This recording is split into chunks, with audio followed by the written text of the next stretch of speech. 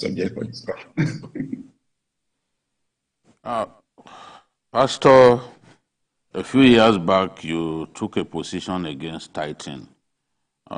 Your position at that time was that some preachers had tied their self-worth to their net worth. Hence, they manipulate the scripture to get people to keep tithing. Do you still believe that tithing is not required and that non-tithers are not under any curse? Thank you.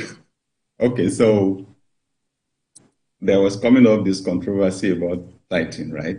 And I did what every Christian and preacher should do. Go back into the Bible and research, find out. I did my research, and I have a theology teacher. So I sent my findings to the theology teacher. And the theology teacher said, go ahead, I think you're okay. And then my focus was on our church members. I did not want them to be confused about the issue. The church has a way of resolving doctrinal issues.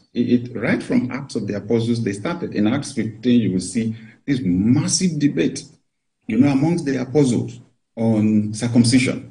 But eventually they came to a resolution. And what was the deciding factor? There is the old covenant, there is the new covenant in the Bible. Yeah. Jesus Christ died. After he died, everything changed. Okay? Everything changed. The requirements changed. What it took to be close to God, to receive forgiveness of sins, and everything changed. So that change is what we then now apply to every scenario. That's the one we're applying to the tithing issue. So the amazing thing about tithing is that it predated the law in the Bible. It came long before the laws of Moses came. So you would say that people have always known, for a long time at an intuitive level that you are meant to give back part of what you take. Abraham gave tithes, 10%, right? There are people who have prospered phenomenally in business just going by that principle. But what we found out was after Christ died and resurrected, you only had few references to tithes in the New Testament, and especially in the epistles. And they were historical references. There was no instruction for anybody to pay. What we then did also was to look at the practice of giving. We then now found out that, in fact, after the resurrection of Christ, people gave a whole lot more than even the 10%. So we said, let's stay with the principle. Giving is a valid principle. You can't afford to be a stingy person. You need to be generous. You need to give. You need to support the work of God. But then we can't apply what you have under the law to pay tithe.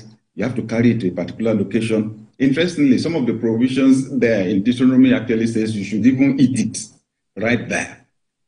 Some kind of tithe you paid once in 3 years and all that. We said, look, you can get away with all that. And then the statement in Mark 3:8, you have robbed God, you are under a curse, said, Galatians says Christ has redeemed us from the curse of the law.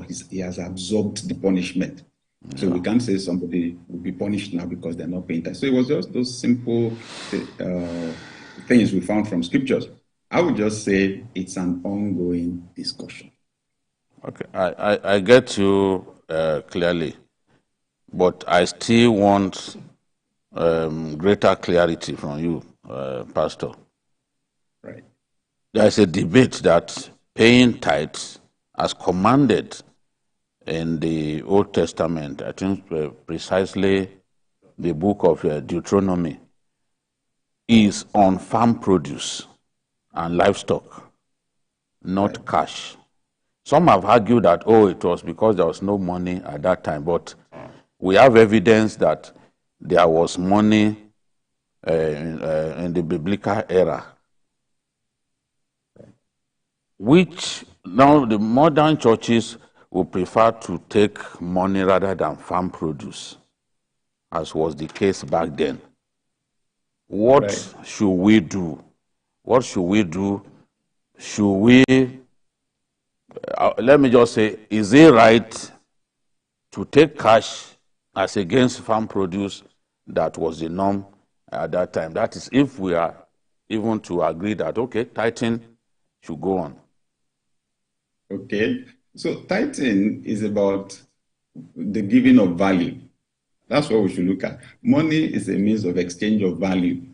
And you were talking about largely agrarian economies.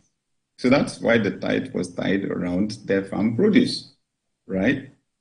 So today, what should we say to the person selling engine oil, right? Take 10% of the engine oil in your shop and take it to the church or what? So